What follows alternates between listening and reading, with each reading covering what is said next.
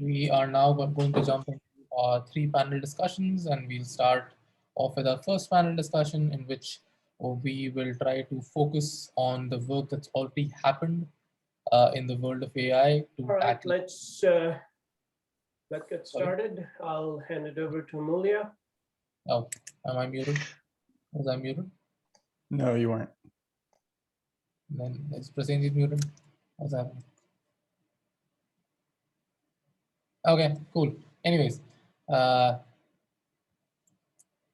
yeah. So the first panel discussion that we have is on AI approaches that have already been used to inform the COVID response so far, and we are very fortunate to have 5 excellent panelists with us.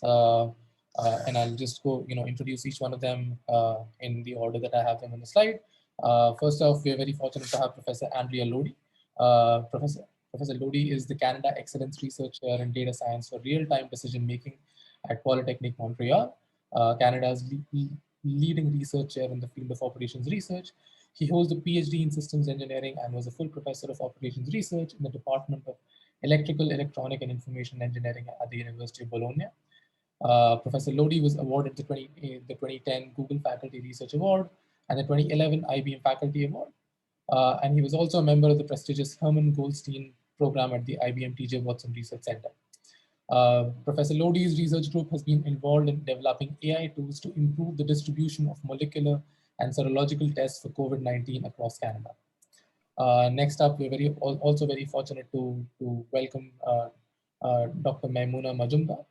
Dr. Majumdar is a computational epidemiologist specializing in emerging epidemics and a recent graduate of the Emerging Engineering Systems program at MIT's Institute for Data, Systems and Society. Professor Majumdar has also spent an year at the Health Policy Data Science Lab at Harvard Medical School's Healthcare Policy Department as a postdoctoral fellow. Our current research interests involve probabilistic modeling, AI, and systems epidemiology in the context of public health, with a focus on causal inference for infectious disease surveillance using digital disease data. As of January 2019, Dr. Majumdar has been engaged in pandemic response efforts and is a leading expert in COVID-19 epidemiology. Next up, we are very fortunate to also have on the panel Professor Justin Silverman. Professor Silverman is an assistant professor in the College of Information Science and Technology at Penn State University. He completed both an MD and a PhD at Duke University, and his PhD was done under the mentorship of Dr. Lawrence David and Dr. Sayan Mukherjee. And his dissertation work focused on longitudinal modeling and experimental design of host-associated microbiodata surveys. And over the last year or so, Dr. Silverman has been working on some very influential work on using influenza surveillance networks to estimate state-specific prevalence of COVID-19 in the United States. And then our last 2 panelists, we are very fortunate to have Professor Madhav Marathe, who's an Endo Distinguished Professor in Biocomplexity. He's also serving as the Director of the Network Systems Science and Advanced Computing Division, Biocomplexity Institute and Initiative, and is a tenured professor of computer science at the University of Virginia. During his 25-year professional career, Professor Marathe has established and led a large number of transdisciplinary projects and groups. His research group has supported the Commonwealth of Virginia and several state agencies, including the Virginia Department of Emergency Management and Virginia Department of Health, in their COVID-19 response. Their forecasting models generated by high-performance computing have proven very useful in helping local, state, and federal government officials to respond to the pandemic and to issue guidance to the public. And finally, we are also very fortunate to have Professor Risto Miikkulainen, who is a professor of computer science at the University of Texas at Austin, and is an associate vice president of evolutionary intelligence at Cognizant Technology Solutions. He received an MS in engineering from the Helsinki University of Technology and a PhD in computer science from UCLA. His current research focuses on methods and applications of neuroevolution, as well as neural network models of natural language processing and vision. He is an author of over 450 articles in these research areas. Professor Miikkulainen recently organized an X-Prize competition on building AI models for COVID-19 response. On behalf of everybody here, thank you so much, dear panelists, for making it to the panel. Please accept our warm welcome. And with that, I would like to get started, unless anybody has any questions. And I would like to invite each one of you to make your opening remarks, and I'll go, ask each one of you in order, in order that I see have you on the slides. So if we can get started with Professor Lodi, with your remarks. Yes, so Amelia, thank you very much for the kind introduction. Thanks for the invitation to speak in this panel and for the possibility of meeting some nice colleagues and exchanging with them. So yes, so I will not use any slide, just it seems to be like the situation we agreed about, more or less, to be very informal. And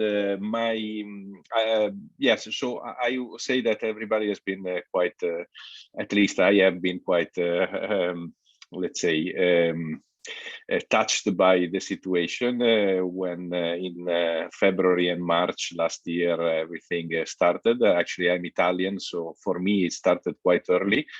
Besides, China is the place in which probably started strongly at the earliest, and so I was in Canada, but I was aware of the situation going on in Italy and being very much somehow like worried and so on and so forth. So what has been lucky to be able to do to contribute to this, to the possibility of using analytics, artificial intelligence, operation research methods for the pandemic was that I'm actually part of a supercluster in Canada. Supercluster is an initiative industrially led to help essentially companies to work to move to a more let's say AI-oriented type of projects. And this supercluster funded by the government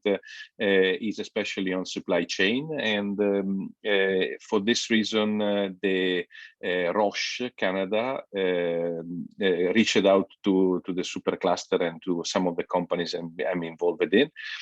One is called Ivado Labs, is a consulting firm that is helping in some of those projects to actually with the question on how to help in terms of distribution of the kits for the COVID testing. So Roche has been the first company in to introduce those kits in Canada. And I mean, generally, when you think about the supply chain, you're thinking about predicting, and essentially the companies are interested in predicting the demand in order to, let's say, make money out of it. So Roche was not in that position because the demand is completely I mean, way larger than the supply. So infinite demand, if you want to think about it in these terms. And the only thing they were caring about was distributing efficiently those kits in the places it was more important to have them in a particular time. So the biggest question was, should we, I mean, the demand, every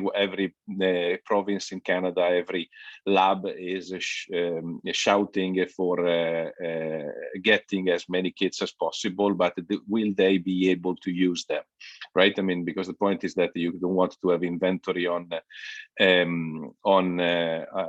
the shelves in a lab that will not use it while there's a big shortage somewhere else in Canada. So we did approach this, and we tried to do something as quick as possible, because of course the situation in a pandemic is not a normal situation in which you're planning over time.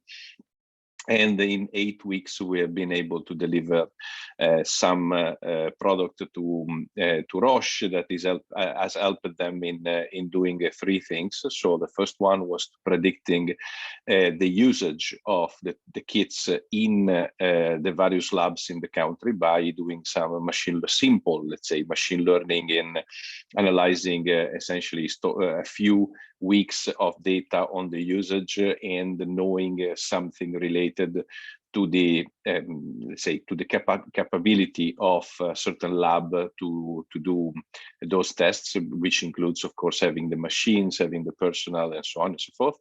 And then the second part was about doing some fair distribution. So fair distribution means that we tried to solve the problem in 2 phases. In the first phase, we're allocating a minimum amount that was needed for every one of the labs to work for the following 1 or 2 weeks. according to our prediction, and this led to a nice stabilization of the distribution, which of course made also the let's say the labs and the provinces less under stress, in the sense that in the first weeks of the pandemic, what was happening is that they were actually receiving some delivery 1 week, a very high delivery, and then the week after nothing, and so they were really very much under stress. And the third part was actually to try to allocate in the second phase some additional supply to the labs in which the pandemic was, associated with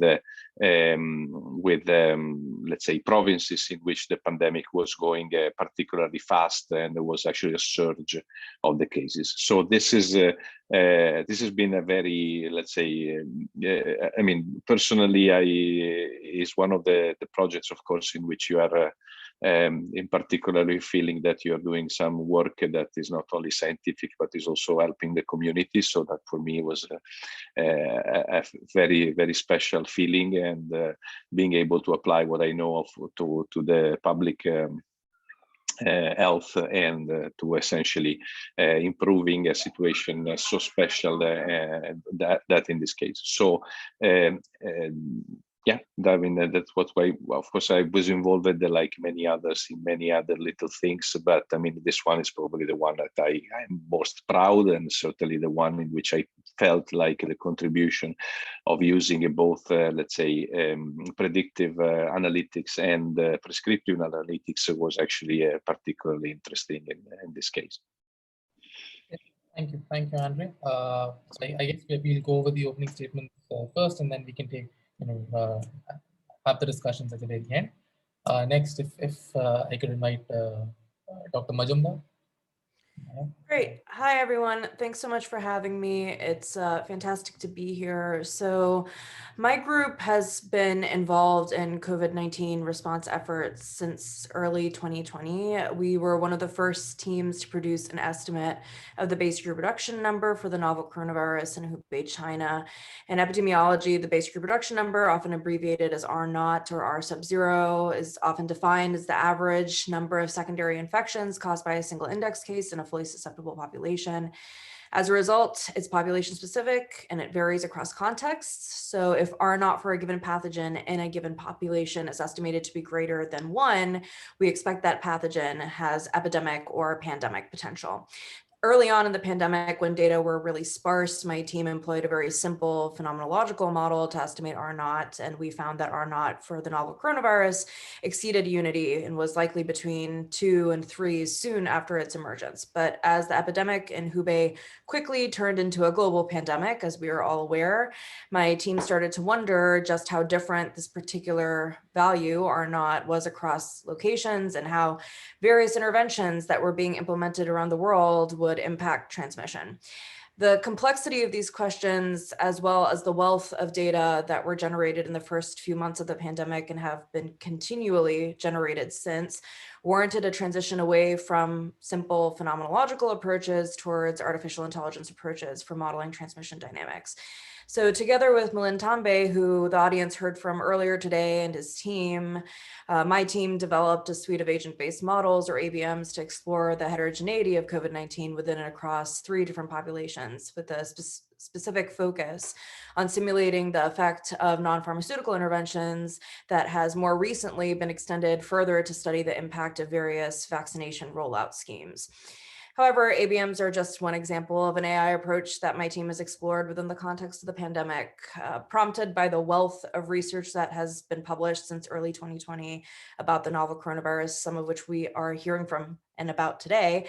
We became increasingly curious about the speed at which the scientific community was working to fill existing knowledge gaps to better understand the novel coronavirus. We were especially interested in understanding whether certain fields within the broad umbrella of something that I like to call outbreak science or epidemic research were experiencing more rapid information generation than others. And thus we turned to natural language processing, or NLP techniques, to sift through thousands and thousands, and I truly mean thousands, of new studies that have been produced in response to the pandemic. Over the course of this process, though, we started to wonder about how the very existence of gaps in knowledge might lend themselves to the proliferation of misinformation as well. Because of the political context of the pandemic in the United States, especially in the earliest months, Americans have been particularly vulnerable to medical and public health misinformation pertaining to the pandemic. And thus, with an eye towards developing AI-enabled monitoring and mitigation strategies for public health misinformation, my team started tapping into novel digital data streams like news media data and search query data to investigate misinformation events here in the US. These three very broad research areas under the AI umbrella, ABMs, NLP, news media, and search query data for event-specific surveillance, will serve as my platform today during our panel. And I really look forward to a meeting of the minds on this extremely important topic. Thank you. Thank you, Maya. Next, we have Professor Silverman. So first off, thanks, Amelia, for inviting me. And yeah, very nice to meet you all. So my work has primarily been focused on surveillance and time series analysis with a focus on essentially figuring out what is actively happening. I started back in January of 2020, replying to a number of calls from the CDC for essentially forecasting challenges, whether it's hospitalizations, deaths, ILI being influenza-like illness. And very quickly, what I found was that essentially the information contained in the data that would be necessary for forward prediction was limited. And sort of started turning my attention more to the question of measurement error. In what ways is the data actually limited? When you see someone report that there are X many cases, does that actually mean that there were that many cases? I mean, looking back over previous pandemics, or at least epidemics, it's pretty clear that often the cases that we actually measure are just a small portion of the total disease burden that actually exists in the population. Moreover, with COVID, it very quickly became clear that the subclinical infections were a massive source of not only of infections, but also of transmission of the virus. So my early work really focused on trying to use alternative data sources, particularly non-specific surveillance.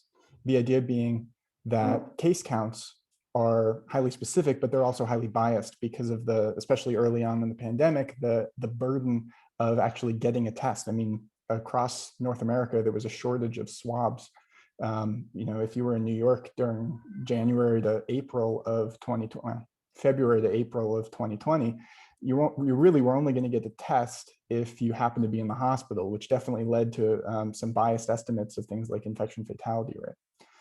So the idea was to look in a different way, look for non-specific but less biased measurements, particularly influenza-like illness, literally just asking people, are you feeling sick when they go to the doctor? The CDC has, for a number of years, since 2009, been maintaining this huge surveillance network across the US, where essentially you get data of how many people go to the physician, to these sentinel physicians. There's about 60,000 spread around the US. And of those, how many people meet the criteria for influenza-like illness, which is fairly non-specific. It's fever, cough, and/or runny nose. But actually the the conceptually less bias in these data compared to the more common data that was being used at the time, deaths, cases, actually gave us an interesting perspective on what was happening, allowing us to estimate that actually the vast majority of cases towards the beginning of the epidemic within the United States went undiagnosed. And in some states, as high as about 80 times as many infections were missed compared to how many were actually seen.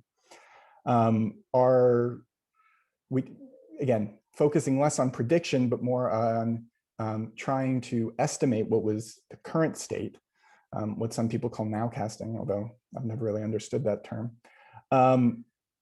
Some of our, nowcasts were later validated by large serological studies in the US. So for example, around the time, beginning of April, we suggested that about 13%, or we suggested that greater than or equal to 9% of people in New York State had evidence of prior infection. Sure enough, when the actual serological studies came out, about 4 weeks later, with samples that corresponded to a very similar time frame, the number was about 13%. As far as we know, the only other groups that were, well, as far as we know, we were the closest to the truth. Most other groups at the time were estimating something along the lines of about 0.1% to maybe 1%. So, this idea of non-specific surveillance sort of launched into a number of other projects that I've been working on since, including wastewater surveillance, primarily trying to deal with issues of measurement error and basically trend denoising bias in these data as well. I've also worked with a number of generalized dynamic linear models, developing these for estimating reproductive numbers and growth rates for the various novel mutant strains that have emerged. That work was recently published in Science just a few weeks ago. Yeah, it's been interesting. Thank you, Justin. Next, we have Professor Marathe. Sure. So first of all, thanks Amulya and Prasenjit for inviting us, and it's wonderful to see all the panelists. Look forward to the discussion. Before I start, I want to thank a couple of groups. One, our division members who really are responsible for most of the work I'm going to talk about, our funding agencies who have been so kind to fund us, and really the frontline workers. I mean, for all the work we all have done, I think it fades in front of the work folks have done in the front lines. Right now things are really in bad shape in places like India and adjoining countries.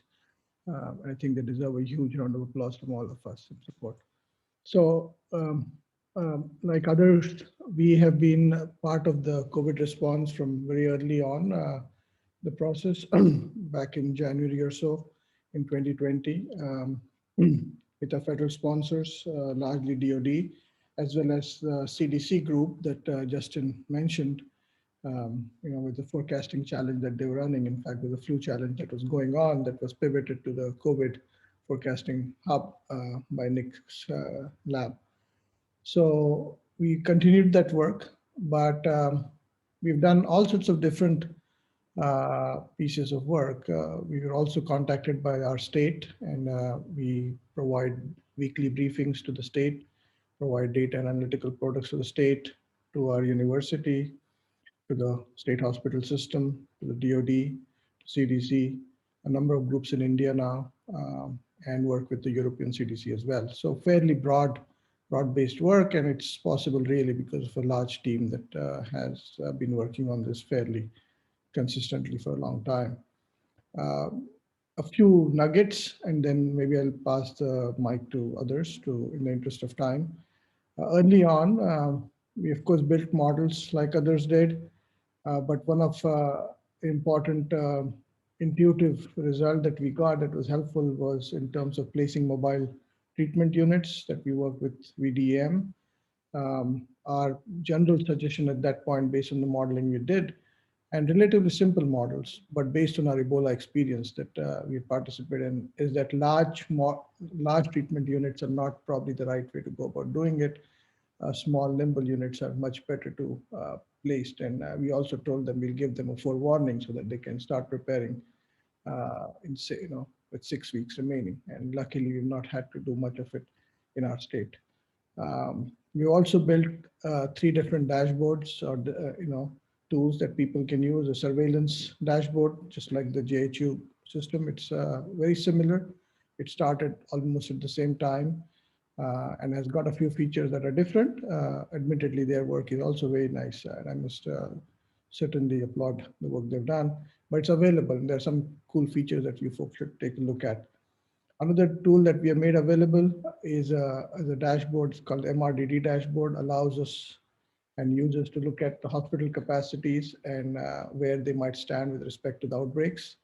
Both of these, the surveillance dashboard is a global system. It tries to track data for all the countries in the world to the extent data is available. And that's a challenge we can talk about later. MRDD is nationally.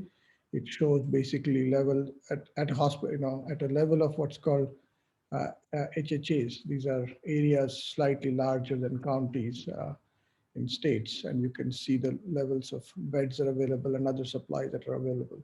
You can pick them up from sources and then do modeling to do projections. And then a recent one that we started working with Uriel Leskovic and his group in Stanford is based on their paper in Nature to try and show the impact of mobility reductions or non-reductions on the outcomes. It really builds on their work and builds a dashboard out. That is not public. The other two are public dashboards. This is really used by the decision makers only. You've done modeling, of course. I will refrain from going into the detail, but I want to just highlight 2 or 3 important points, which I might not get a chance. First, I really want to highlight that forecasting for socio-technical systems is fundamentally a different beast than forecasting physical systems, or even things like weather, which is uncertainty because of models potentially. Maybe a little lack of measurements, but I think these ones really are different because of the endogenous nature and adaptive behavior. Not very different from stock markets in that sense, but so the expectation of predictive validity and retrospective validity for these models should be very, very carefully thought about. I would argue that we can't get enough data ever. You can play as many sensors as you want, and that's not going to work out. The second part I want to point out is doing science in real time is potentially interesting, but has to be done with a great amount of care.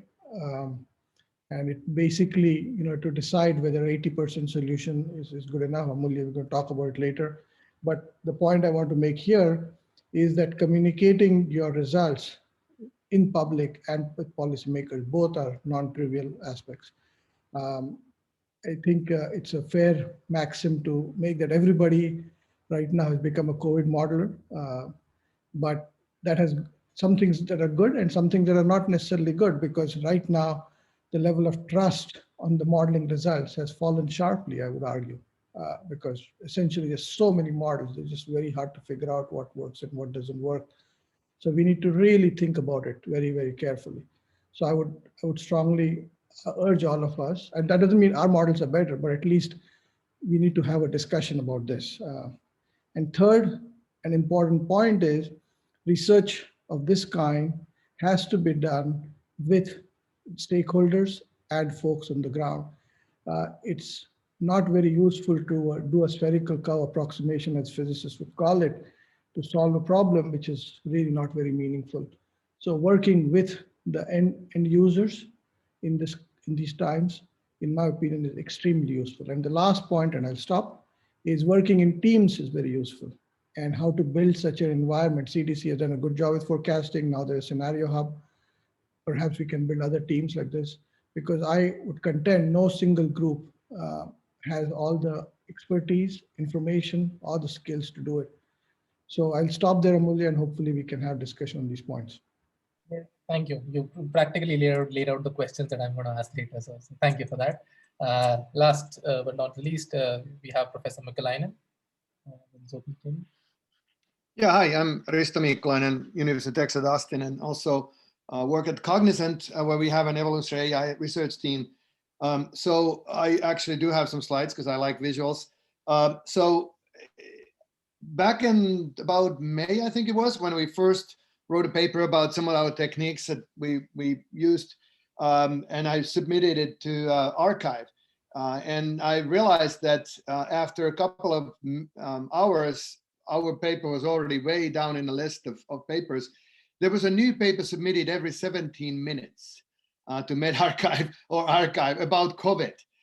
So this was like a realization. This is a huge focus for the entire scientific community. And in particular, even in arXiv, which is AI machine learning, a lot of it, everybody who has something that's a technique was trying to apply it to COVID. And that's, of course, really wonderful. And I think we are going to benefit for decades on the AI that was developed to cope with COVID.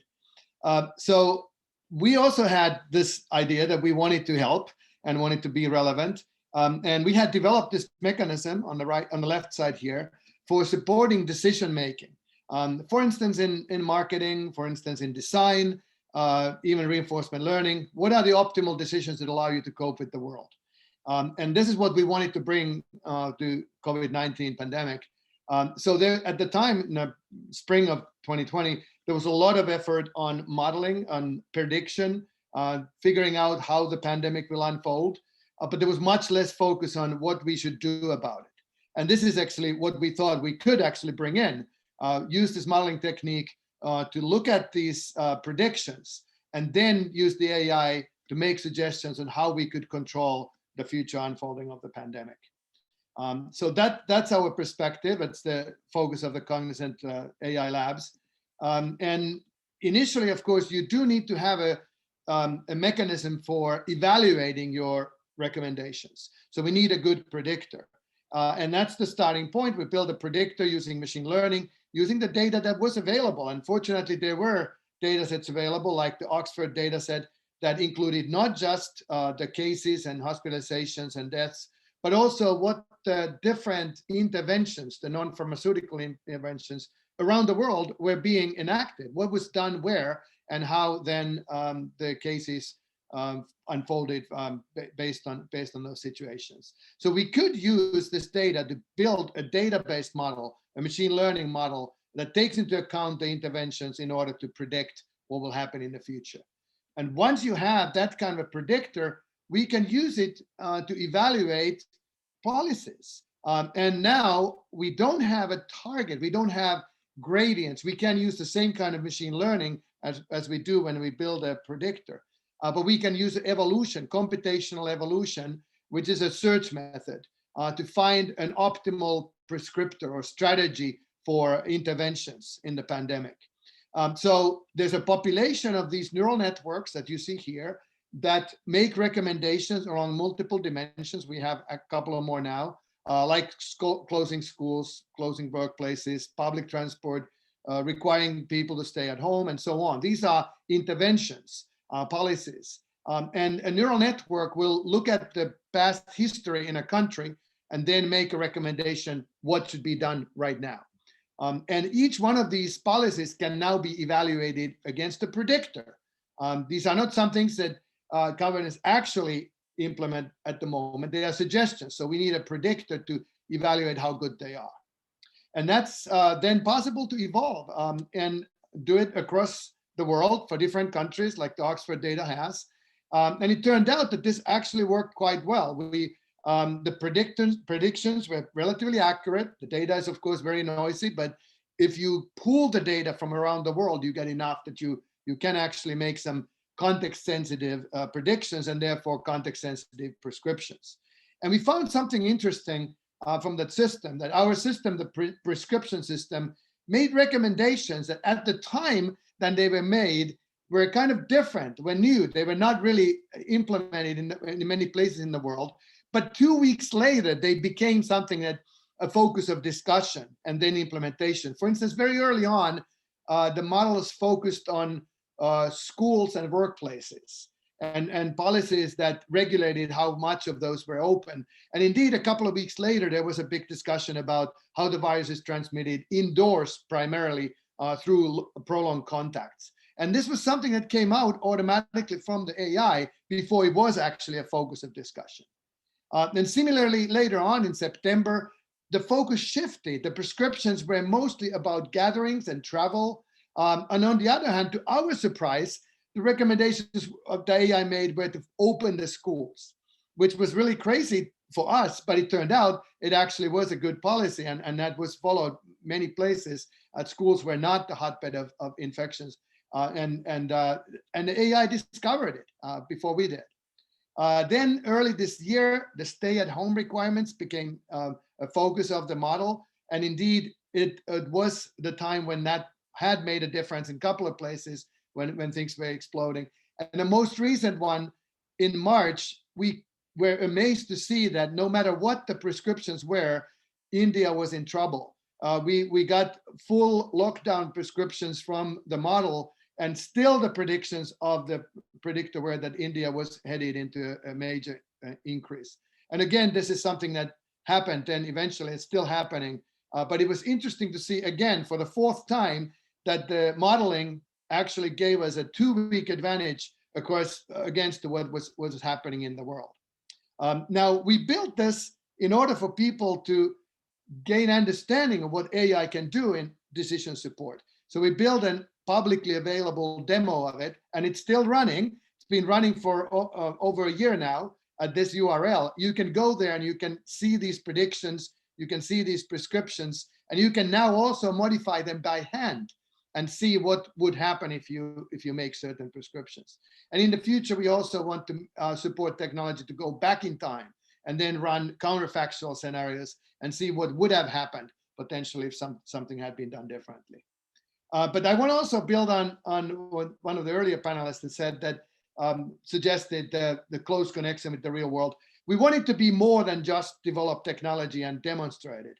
And we developed an alliance with the X Prize, which is a nonprofit that has these competitions on various topics. And they were interested in running an actual X Prize along the same kind of setup, where the first phase was to build better predictors.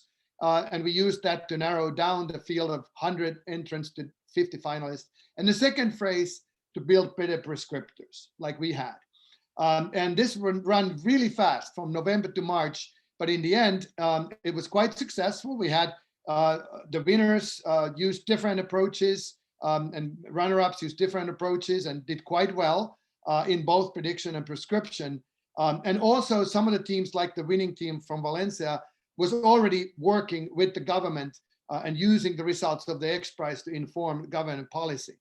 And what's happening now is that we are finding that this diversity of the competition allows us to actually develop better policies than any of these individual policies are, by using these different ideas from different researchers, different approaches, and pooling them, putting them together and building on them. And that's something that we're doing now to try to make that an approach that can be applied to many tasks. And also we're working with a ITU, United Nations agency, to try to build this kind of a setup as a foundation for an ecosystem that could be used in the future for other pandemics and other societal challenges. So I think in this sense, the COVID-19 has come together, brought together many different aspects of AI as well as science in general, and it's an opportunity to build for the future and be more robust in the future. And that would be a great discussion to have today. Great, thank you so much, Professor Mclennan, and thank you everybody, all 5 panelists, for all the wonderful work that you've done so far, in informing the COVID-19 response in America and across the world. So thank you. Okay, so now let's get into the discussion. I guess I would like to start the discussion by raising a point. Okay, no worries, Maya. Yeah, so I'd like to start off by raising one of the points that Madhav raised, which is how confident are we as AI researchers, given that there's very little data that all of us are working with, and yet we are building AI models or machine learning models, which often require us to make assumptions of certain kinds, and those assumptions can only be validated if we have a sufficient amount of data, which unfortunately right now we don't have. Because it's only an year-old disease. How confident are we as AI researchers in the work that we've done about the inferences that we can draw from these models, either if they, irrespective of the kind of models that we have, be it machine learning models or or operations research style models or any other prescriptive models that we might build. And I'll go in the reverse order of introductions and opening statements. So Risto, if you could tell us what you think about that. Yeah, sure. This was a big concern for us as well, especially because we were trying to build models as the data was coming out, like almost in real time. And it was clear that in many places data was suspect and not, and it was reported in different schedules. But we are actually surprised to find out that these AI systems were able to see the forest from the trees, that even this kind of unreliable, noisy data is valuable if you have enough diversity of it. So we had data from many different countries, and the countries were different, and some of them may have had biases, but the AI was able to learn those biases and adjust against them. And also, with this machine learning approach, you actually don't have that many assumptions. You don't have to assume whether people will, for instance, follow a particular recommendation. What's the adherence to mask wearing, for instance, because you see it in the data. You see the effect. The MPI is enacted, and then you see how the cases develop. So a lot of these nonlinear interactions, these unknown variables that are hard to estimate and assumptions need to be made, do not need to be made if you just have the data that you learn from. So this was a surprise a little bit, that the AI is more robust than you might think. But on the other hand, of course, I mean, you have garbage in, garbage out. There's no way that you can avoid that. So a certain level of reliance or reliability has to be reached. But I think that the main lesson learned was that having a diverse set of data from many different sources allows you to filter out a lot of the unreliability, and you can make some good decisions. Makes sense. Makes sense. That's a great point. I mean, and this is going to be. I'm going to have to tie this into the next question that I'll ask. But first, let me go to Professor Marathe. Sure. Prasenjit has a hand up. Does he have a question that we need to take? Go for it, Prasenjit. Yeah. Yeah. No. I possibly wanted to ask after people have answered this question, and sort of a corollary or a follow-up to Amulya's question, and that was that what should we do in order to make sure that we are communicating our results accurately? So what happens is, when we put out a paper, we write these things. I think Professor, in the talk in the morning, people said, okay, they put this out and then the press picks it up and the Biden White House picks it up. What we are doing is probabilistic. And then it becomes, to people who don't understand, it becomes science says that you need to do this. And that is a risk that, how do you manage that communication, I think was a follow-up question. But I'll let people answer the original question and maybe weave in the follow-up if you want to. Exactly, and since we are already here, I would like to add to that, especially when we are communicating this information to govern, not only to the general media, but to government decision makers, who may or may not have the same amount of technical training that we as scientists maybe sometimes take for granted when we write our papers, right? And so yeah. But let's go over the question of data first, and then we'll talk about even if it is the case that, so if we do have diversity of data, as Risto just pointed out, then that's great, right? Then we have some amount of robustness that we can expect from our models, and that's great. But if we don't have robustness, then we are going to have some inherent noise in our inferences, and so let's talk about how can we have our AI deal with that noise. Let's talk about that first, and then once we've talked about that, then we can jump to Prasenjit's question about, if we do have noise in our inferences, how would we communicate that to people in the general context? So Madhav, please go ahead. Sure. So to just build on what was said, I feel that first of all, we had some data that was very useful. More data will obviously help. So all these are truisms, so I won't go there. There are two inherent issues in terms of uncertainty, right? Well known, algoritmic and epistemic, both of which are central to this question that people have discussed. More data can solve one part, but an understanding or lack thereof has to be solved as well. So I would say the issue lies both with the data and our understanding of the process itself. If it's understanding of the process, again, data might be able to help, but we need to build a certain amount of theoretical components to it. I want to make 2 points in this process. So first, I think that we are far away from excellent models. I think these have to be revisited quite a bit for a long period to come. But I think we should think about what is the purpose of these models. If the purpose is purely to forecast, potentially a simple linear time series model, and Justin is very good at it, would actually work out fine. It might provide no explanation, but if that's the goal, and it's a good goal to have because somebody can plan with it, it's great. If the models used is to make decisions, like we heard, then the model has to be evaluated somewhat differently.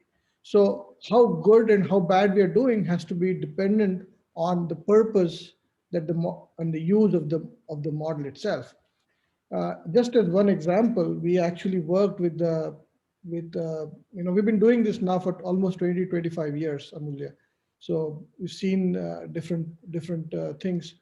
When we did this in 2010 or 11 on a putative sort of bioterrorism style issue, the question that was and Dr. Dowling in the office basically said it very eloquently. He basically said, oftentimes I don't need exact answers. Just tell me the direction. Is it going to go up? Is it going to go down? Is it going to stay there? Even that simple thing is actually good enough. You don't need very precise models necessarily for it. So my summary is, first, we need, of course, more data. We need to really break out the notions of uncertainty and issues that come out with it, which is now understood in AI and in statistical science very well. I'm not the first. And then third is, we have to understand why models are being made and what are they being used for. Because I think without that, this question will become vacuous. And to Prasenjit's question, that's why I brought up this basic issue. I think, and I'll give you this example again and again, because I find this really amazing. Forecasting is inherently a part of an endogenous process that is ongoing. If I forecasted right, like we heard, if I said India, things are going to get really bad, but people change their behavior in 10 days and didn't go bad, do I say the forecast that Risto made was good or not good? On one hand, it was very good, possibly, because it forced people to change their behavior. It didn't happen. By purely evaluational purposes, his model failed, maybe, right? As an example. So my point being, when you have systems like this, these are endogenous systems. So you need to really think predictive validity and retrospective validity, which is so commonly used in physical systems, is not the right way to understand and value these models. That's a great point. I guess one reaction that I have to your comments is when you're talking, let's say, with the government of Virginia, or departments, government departments in Virginia, is it the case that very often as AI researchers, you have to figure out what you want your models to do or what you would want them to use your models for? And I guess so in that case, the onus lies on us as to what we want our models to do. Do we want them to just predict, or do we want decisions to be made from them as well? And so because this and I can tell you where I'm coming from. When I have collaborated with domain experts in the past, it is me who's especially when I've collaborated with domain experts where they've not been implementing any sort of NPIs at all. And so it is me who's come up with a whole host of different NPIs which I could envision. And they would say, this does not make sense, this does not make sense, this does not make sense, and maybe this one makes sense. So let's go forward with this. So have you experienced something similar in your work with COVID-19 and other things, that you have to really think about how would you want people to use your model? Partly yes, and partly they are very good actually. These folks have amazingly good intuition, strangely enough. People believe that we understand things in academics, but these folks have developed amazing amount of intuition on the ground. Much like engineers build things, without sometimes knowing all the physics that goes behind it, right? It's exactly like that. So I think it's a give and take. If you have trust in each other, then you start with a scenario and you revise it. You have some ideas, they have some ideas, and eventually you reach a description of the problem or a situation that both parties feel comfortable with. And we have to be honest on our side. Sometimes they say, can you do this?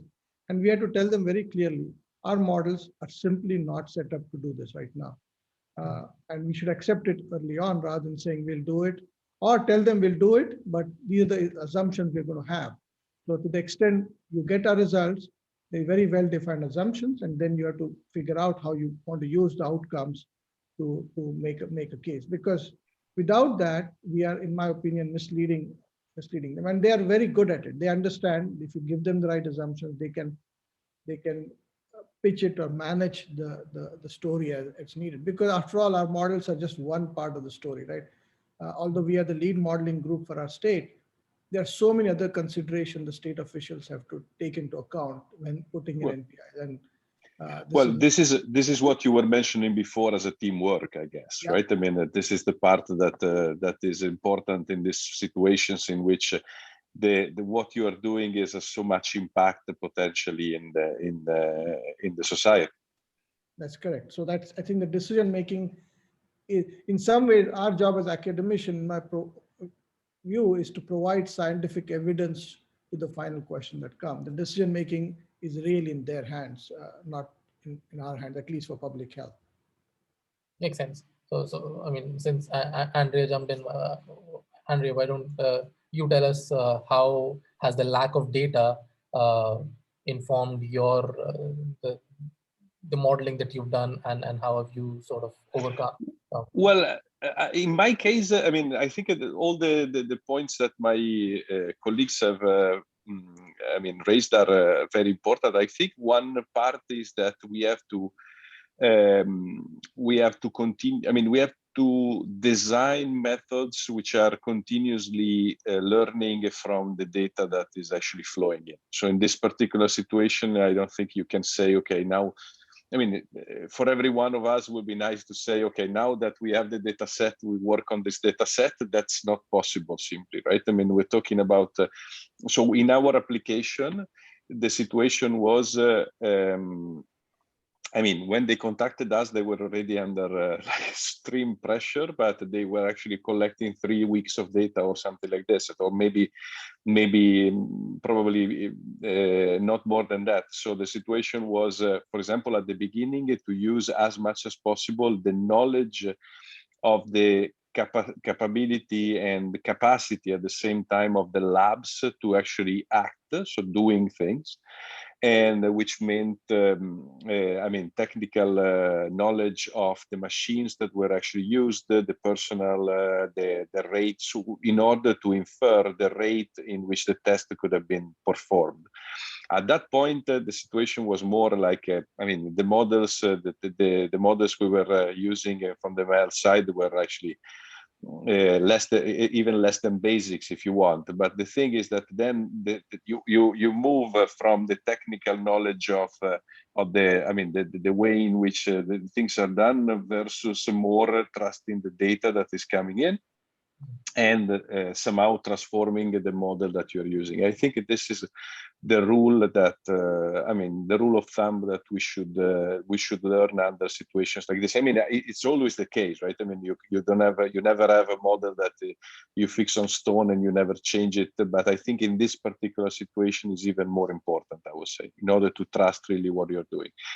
And if I can comment on I totally agree about, as I said, I think the team about the way in which our models will be used. I mean, I'm a discrete optimizer by education, and so for me, the thing has never been like solving a problem per se, but has been solving a problem that the others are asking me to solve, right? In a certain sense, we have to listen to what the people want our models and our predictions or prescription to do.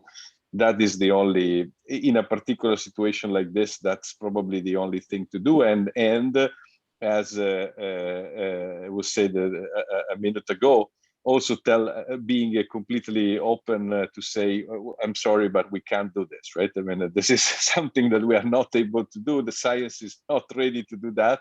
So we can try to give you, I mean, something else that it could be potentially useful. And that's the part in which I think the teamwork is fundamental, to come up with some reformulations of the questions that will be still useful for answering the needs, but without claiming that we can do things that we cannot, I think.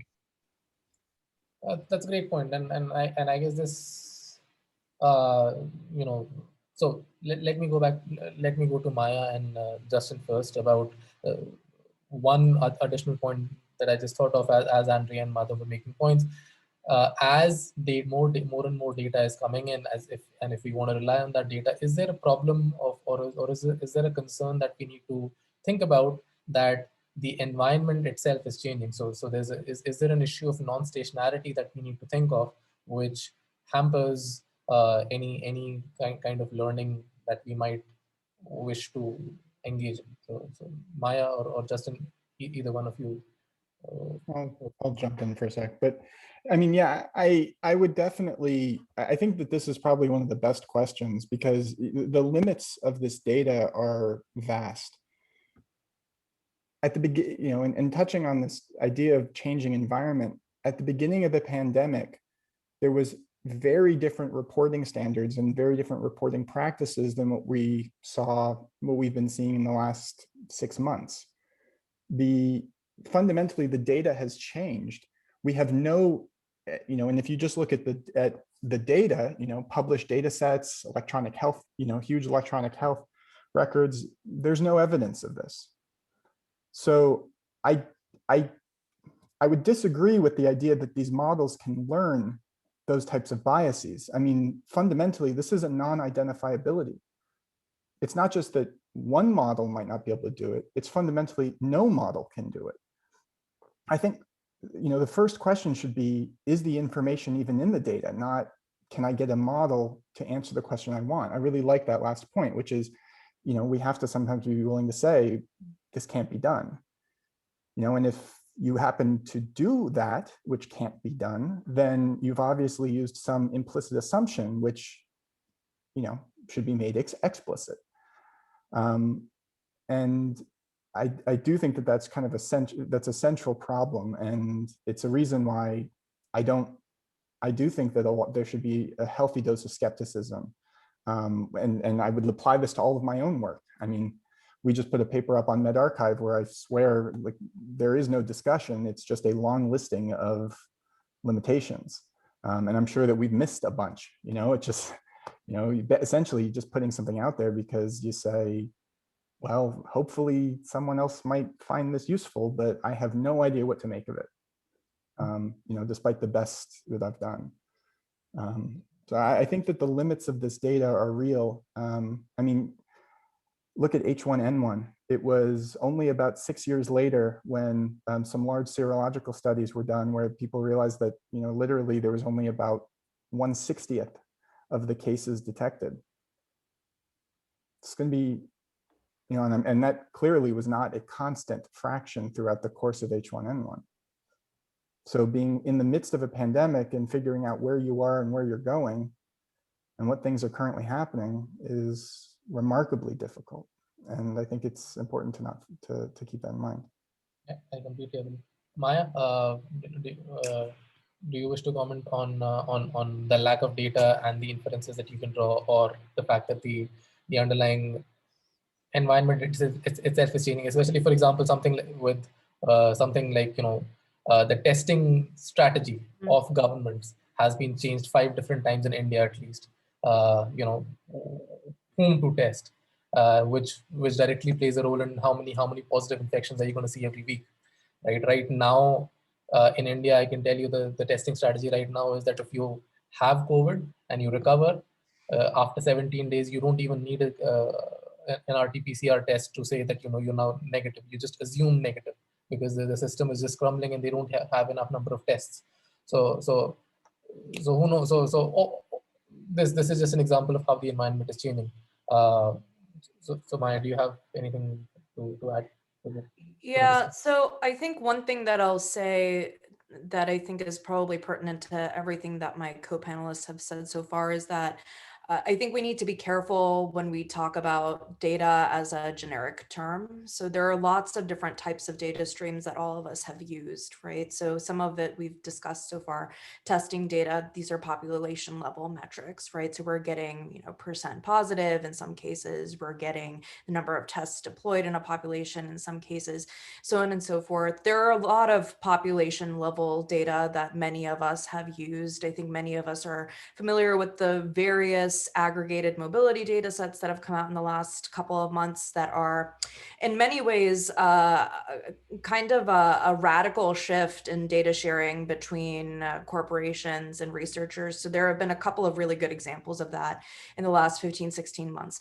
But beyond these, there are also EHRs, as Justin mentioned, and other person level data that I think when we talk about data, we need to be a little bit careful about whether we're discussing aggregate data that are looking at population level aggregations of a certain metric of interest versus person level data. Now, both of these are obviously very susceptible to bias for the same reasons that we've already discussed. When we have changes and shifts in testing, of course, even if you have person level data, if a person was never tested for COVID, it doesn't really matter whether you have person level data or not. But I do think that, going back to Madhav's point in terms of what is the purpose of the model. So the data that we feed into our models in some ways defines the purpose, because there's only so much that you can do with aggregated data. So you have public health decision making that might happen using aggregate data, using the models that many of us have discussed.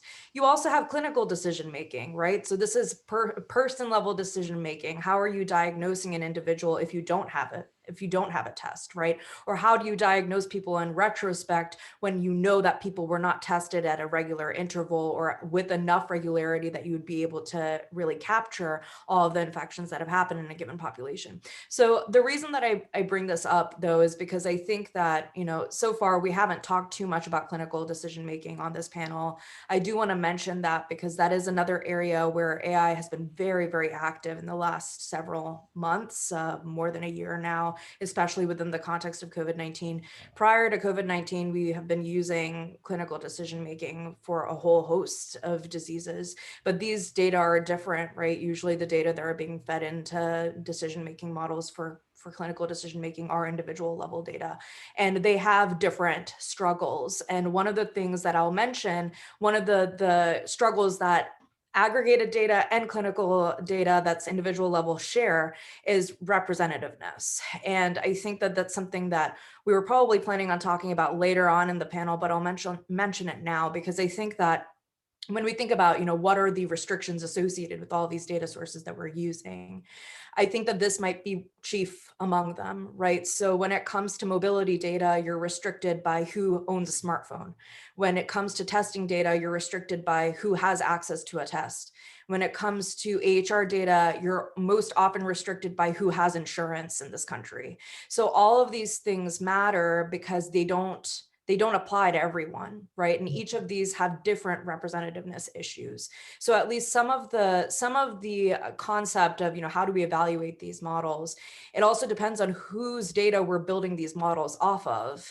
Does the performance, does performance matter at aggregate for the entire population, or does it matter for the populations that we have these data about? How do we parse this out when we're trying to conduct evaluation, right? So I think that these are all things to think about, but I think ultimately still, if you're excluding people from the data that you are putting through your model, there is going to be a representation problem, inevitably, kind of similar to what Justin was saying.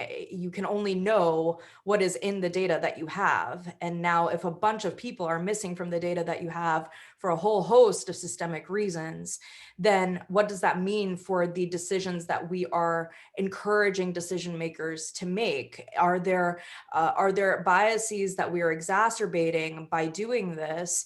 And who is disadvantaged by doing that? So I just want to raise that as well, because I think that, in terms of what is good and what is good enough, this is something that we need to think about as well. It's not simply, were we within the margin of error for a projection that we were trying to make 2 to 4 weeks out? It's more like, okay, maybe at aggregate we were, but maybe some neighborhoods were hit really hard and we weren't able to capture that. At aggregate, it looks good. At the county level, maybe it looks good, but in the neighborhood level, it looks terrible because you've actually captured things very well in wealthy neighborhoods and not well at all in less privileged neighborhoods. So this is something that my group has been thinking about a lot, that I think is probably relevant to what all of us care about and are thinking about on this panel. Just throw in one, I love what's being said. I just want to summarize one point that I think everyone's brought up which is the king of all of this, right, is the question that's being asked. It's not just what the data is. It's the pairing of the data, the model, and the question. And I think what we've heard from a number of the panelists is that all of these three things can be wildly different depending on, in different settings. I just think that, in terms of answering this question of what can we do with limited data, well, or what can we do with the data, it's about, well, what is the limits to which we can pair those three things appropriately to, for the given goal. So I know Amulya has some very interesting questions, but to bring our audience into the picture, I'll read out a question that is there in the Q&A, and I'll let anyone who wants to answer pick it up. As COVID is spreading everywhere as a forest fire, can you pinpoint your views on what immediate things or actions AI can do or contribute right now? This is by Dr. Uma Shankari, SS. Anyone wants to comment?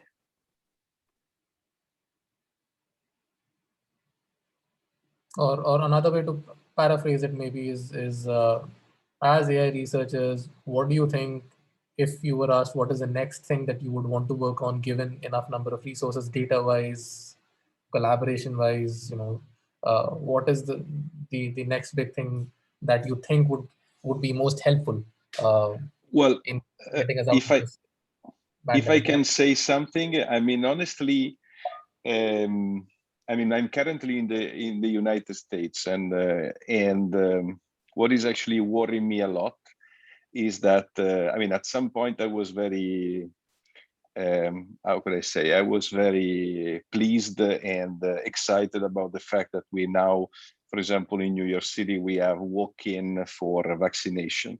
Then I start to ask myself if the walk-in of vaccination implies that at the end of the day, they will throw away some doses which are not used. And I actually fear that this is actually happening. So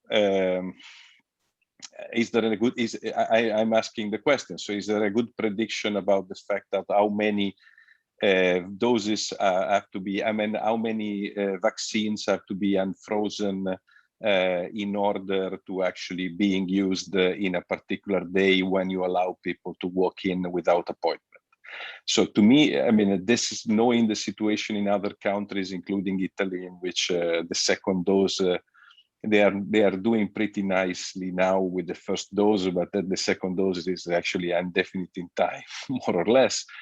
I'm asking myself, is we really we are doing a good job in this? And so maybe that's not an answer, but certainly I think that we should have been asked a little bit more about the government in many places, what to do with vaccination, especially going in terms of priorities, defining things like this. I think we haven't been asked at all about this question, as far as I know. I tried to actually pull some strings in order to be, in the loop in Canada. It didn't work out. So my impression is that it's not happening anywhere. And this is very, the fact that there are countries in which there is so much shortage. And again, I'm not 100% sure that this is happening, but if it is happening that in other countries, the doses are thrown away, I really feel bad about that. I think I'll hop in here because this is something that my group is working on actively right now and has been for the last couple of months. So some of our ongoing work is actually with Moderna. They're one of the big mRNA vaccine companies here in the US, for those who might be abroad. And one of the things that we have been thinking about a lot is this idea of prioritization, especially because the rollout here in the US was so abysmal the first couple of months. And even now, as we have widespread eligibility, one of the things that we're seeing still is that access is a major problem for marginalized communities in the US. And I do think that this is an area where there are some things that AI can really do to help think about some of these problems. So now going back to what Madhav said before, is this a decision-making problem, or is this like a policy scenario analysis? I'm not sure how you would define this, but what we are trying to do is we're trying to look at what happens when you prioritize different groups of the population in lieu of others, particularly as we think about the likelihood of booster shots in the coming years. And I think that this is something that it's been unfortunate because I think a lot of folks have thought that, oh, we have a vaccine now. Once everybody gets vaccinated, things will go back to normal. And that's a really lovely, rosy picture and everything, but it's quite unlikely that, we're going to be rid of this thing anytime soon. So thinking about this and thinking about how we can improve future rollouts, I think is something it's really important. And I think thinking about, something that we discussed earlier today, where this idea of doing science in the moment, right? Sometimes it's also about being able to predict what's going to be happening in a year or two. And so that's where this idea of thinking about how do you improve rollout when it comes to distribution of booster shots in a year or 2 years. I think now these are the questions that we should be asking now, because then we will have better answers for them when that time comes. And I do think that there are a number of things that we can do to improve this. So one of the things that has happened in Massachusetts that I want to mention really briefly is here in the early days of distribution for our elderly, one of the things that happened is that we instituted a companion program. So if you brought in your elderly aunt or your elderly grandparent or whomever, you could also be vaccinated. And one of the things that happened is that it increased uptake and access tremendously in our elderly populations here. And so this is something then that it comes to also knowing the culture of a place. In the US, we're very selfish. So we like to think what's in it for me. And I think that that was very much reflected in how successful this companion program was. But to me and my group, one of the things that we're trying to figure out now is how do you expand this and how do you think about this in a way that might be more generalizable come a year from now, come 2 years from now. And so now is this immediate to the audience members' question? I'm not sure, but I think we do need to be thinking about it immediately, even if it's not happening right now. And I think that's one of the things that I'm personally really hoping that we're going to be able to do, really thinking about the problems that we foresee in 6 months, 12 months, 18 months, and trying to start tackling them now to the best of our ability.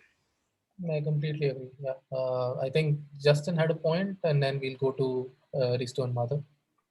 Well, my point was, I think that to an extent, the question of what can AI do here is, I think that there's some things that we need to do that are fairly obvious, that it's less about AI, and especially when we're talking about vaccination. Why are we starting to vaccinate 12-year-olds in this country when there's 70-year-olds in other countries that haven't been vaccinated?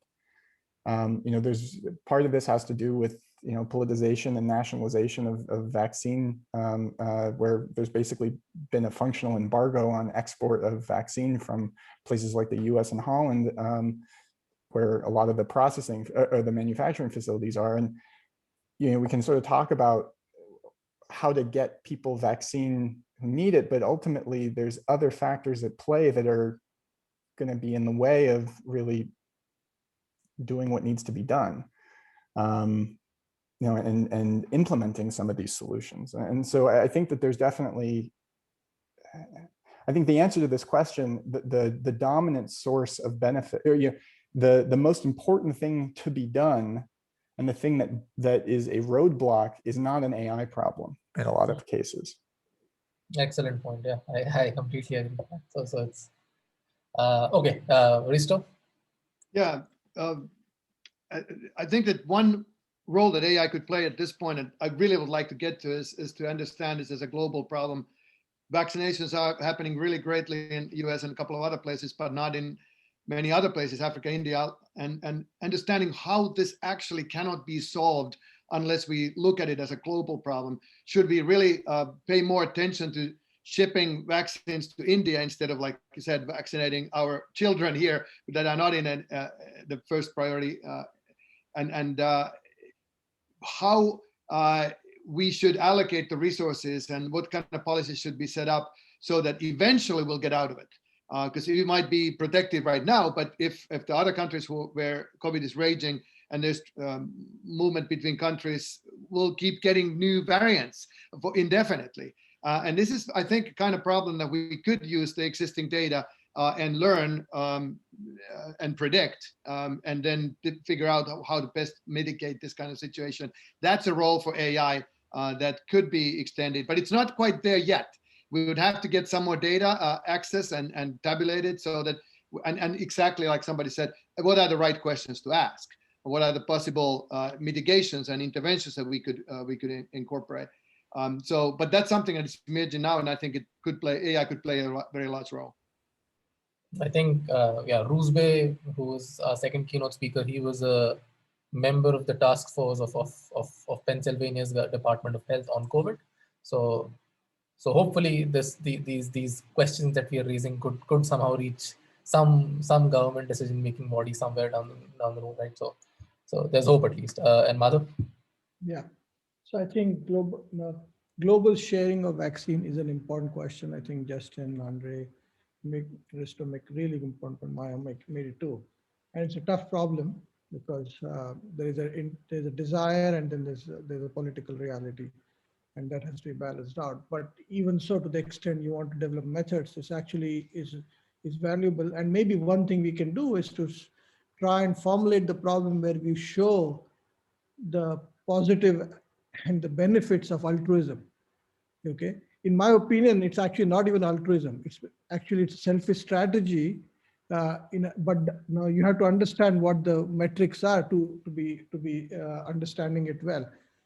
So it's a myopically optimum or a long-term optimum is a question. For example, one should study. It's a classical AI problem. The second thing within the US context one should really think about, and I think AI can help, is to understand hesitancy. How we are starting to hit the wall. We're going to hit the wall fairly soon in many states. How do we detect? We have a rough understanding of who is hesitant, but potentially ways to understand and mine the data to figure out how we can change people's minds and towards acceptance of the vaccine is an important question that this thing can solve. And third big question that I think it connects to all of this is I think there's a big question lurking in the general area of biosurveillance. If you want to collect data, especially for understanding the evolution of variants, there's just not enough ways to do the sampling, which is exhaustive. How do you come up with, and I call it optimal, but good ways where you can keep sampling across the board for a long period of time with limited resources as you are going to have. Try and understand, couple it with both immunological models, because that's what is going to change, and the evolutionary pressures, and then epidemiological models. And my general view is an abductive style loop where you have a model and you try to use the model to drive your sampling strategies, and then you change it as data comes in is the right way to do it. But I think that's the big question, because I think these variants, as all of you have said, Maya has said it eloquently as well, they are going to keep happening. And the general view right now, if I have to hazard a conjecture, is that we are going to go into endemicity with this disease at some point. But it's going to be very different, very, very different than the previous rounds. For just as an example, we starting to extend the work that Brian Grenfell and others have shown. We're just adding a new layer on human behavior and adaptive behavior. And we see a very different set of these waves that you come to. You usually have a big wave and then slowly they peter out and get an endemic form. Here, to the extent you get it, adaptive behavior is going to play a big role because people are going to change their behavior. And that's an important part to study, because endemicity is going to finally decide how many doses, how many boosters, how many changes to the vaccine itself. All this is going to play out. Right. Thank you. Maya, you raised your hand. Do you have a point? Right. Yeah, I just wanted to agree with everything that Madhav just said, especially about how we contextualize AI models specifically for the idea of trying to see how different policy strategies play out. I think that this is one really effective way if you have the ear of decision makers, and that gets back to previous comments that we've all made. These models are not particularly useful unless you are working with, here in the US, ACIP, if you're not working with the actual bodies that help create guidelines, especially for things like vaccination strategies. So this is where also thinking about what kinds of models are more palatable. This is something that I've had quite a bit of experience with the last couple of months. There are some models that are easier to translate for interdisciplinary audiences than others, and that's tricky here, you know. So how do you I think navigate the trade-off? And I think Justin mentioned this, you know, a lot of this doesn't really even require an AI model or something very sophisticated to be able to show. And I think that that is sometimes the right strategy, especially when discussing these issues with decision makers who may not have considerable background in computing or mathematics. And I think that that's another piece of this that I think is challenging. But one thing that I've realized is that the longer you work with decision makers, the more comfortable they are with more complex methods. So one of the things that I've been doing is that, you know, we started off with something simple to illustrate some, you know, some possible policies that might work in the future. And then as our decision makers started to ask more and more complex questions, we were able to say, we can answer that to some degree, but it's going to require a more complex approach to the model. Is this something you're comfortable with? And I think having that dialogue has been really informative and really growing and building what we're asking and trying to answer together. So I think that that's just the other piece of this that I'll add. And I think that that also comes down to, I think, the audience member's question. What questions do we answer? I think that ultimately the questions really should be defined by decision makers, and then our job is to help them answer it to the best of our ability. And I think that what that does is it prevents us trying to answer what might end up being very spurious and, you know, very unnecessary questions that are scientifically interesting, but are in reality, in practice, not particularly useful. That's a great point. I mean, as you were saying this, what came to my mind was that in order to communicate this, the inferences that we are drawing to people who are going to make decisions based on them, does it make sense for us AI researchers to change the AI methods at our end so that the risk of drawing wrong inferences based on what we tell them is minimized? So for example, you know, something like expected utility, right? The expected number of COVID-19 infections based on this model that we built is 50. But if you end up using it, you know, the government decision maker sees 100,000 infections, and you say, hey, you know, my model is still consistent. The answer was given an expectation. So would we want to move from things like expectamax to, let's say, minimax, right? So where we're saying that, you know, no matter what happens, you are going to get at least as much. And is that a consideration that we should be investing in, or yeah, this is just a thought that came to my mind. We are short of time. I have lot of other questions, but so I would like to focus on one final question that I've always had, and I think it's very relevant, at least to the folks who are doing agent-based modeling or even seer-based modeling.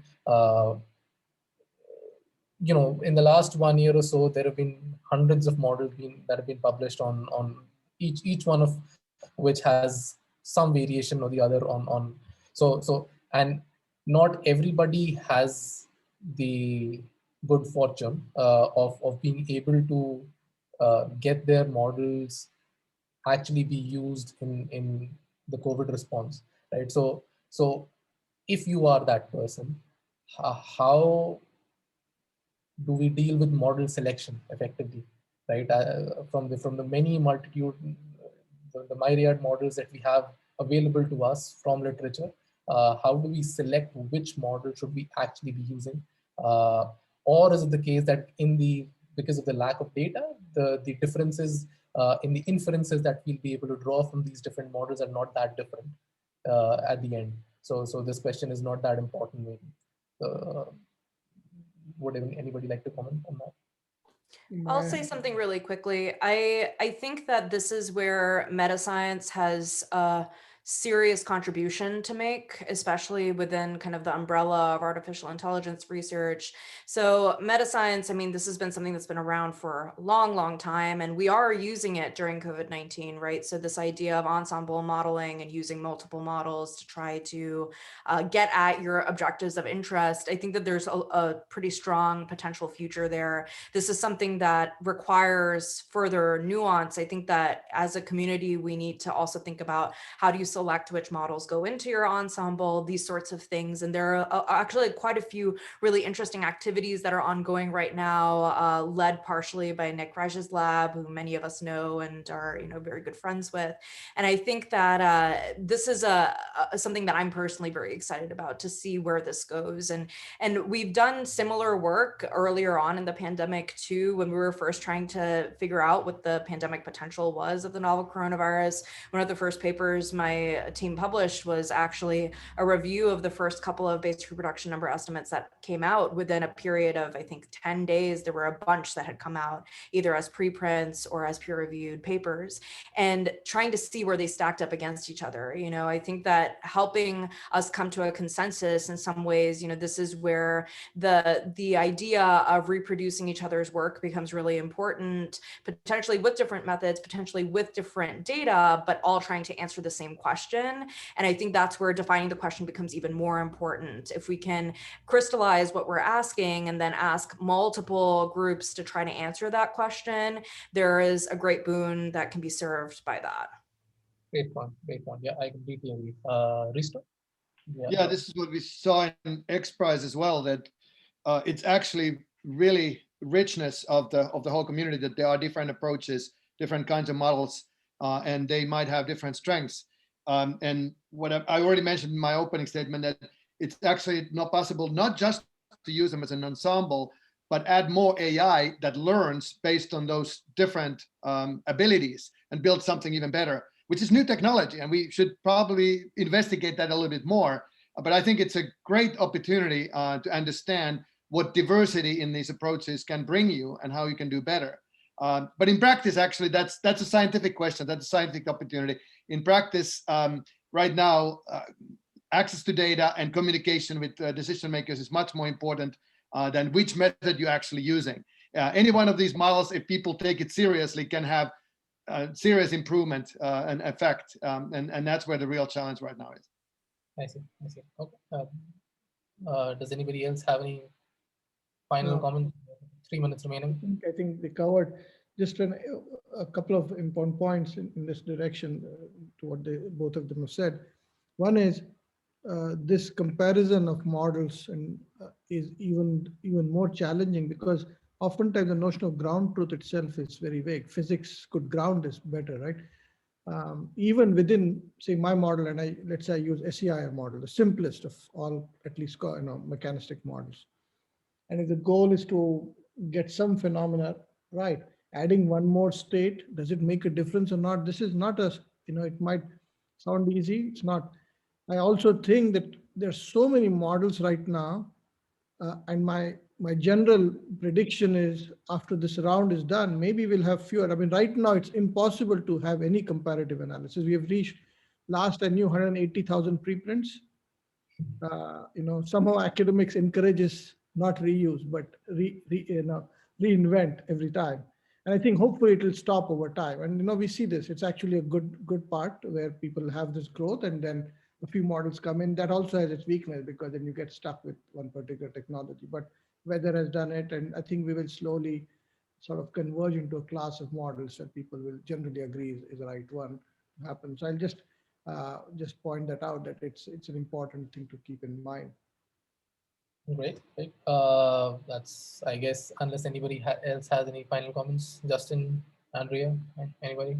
I have one last comment though, and I think I want to leave it as a question, maybe for the next panel if that's relevant, but for us, and it's something that is not bugging me, but I find it very intriguing. I think our ability to produce these tools is actually increasing the pace at which people are demanding answers as well. And this is a really interesting feedback. I don't know what its fixed point is as a dynamical system. Of course, there's a fixed point in terms of time that is very short, but it won't reach that. You've seen this in algorithmic trading too, where people have been essentially pulled out of the decision making, largely being done by machines itself, because the time it takes to make the decisions have become smaller and smaller and smaller. So now that decision making is done by everyone, and in fact, people expect that if a political person goes on the road and doesn't have the current data, they get hammered because they want everything very, very timely. And this expectation from everybody is just increasing. Everybody wants very, very precise data at a pace that I've not seen. So I'm very interested in understanding where evolution of this goes, because the models have to keep pace with it. And as the models feed this, the expectation is increasing. And so I leave it as an open question for us to think about a fixed point of this back and forth process. That's a great way to end this panel. We are exactly at 1:30 p.m. Thank you so much all for this wonderful discussion. I've certainly learned a lot. And I guess if anybody has any final, Madhav, do you have one more? I was just going to say thank you, and that's all. Right. Yes, thank you very much to everyone. And Thank you very so nice much. to meet the other panelists. Yes. Thank you very much for all the insights. Thank you. Same for me. Bye bye, Thanks, everyone. everyone. Yeah.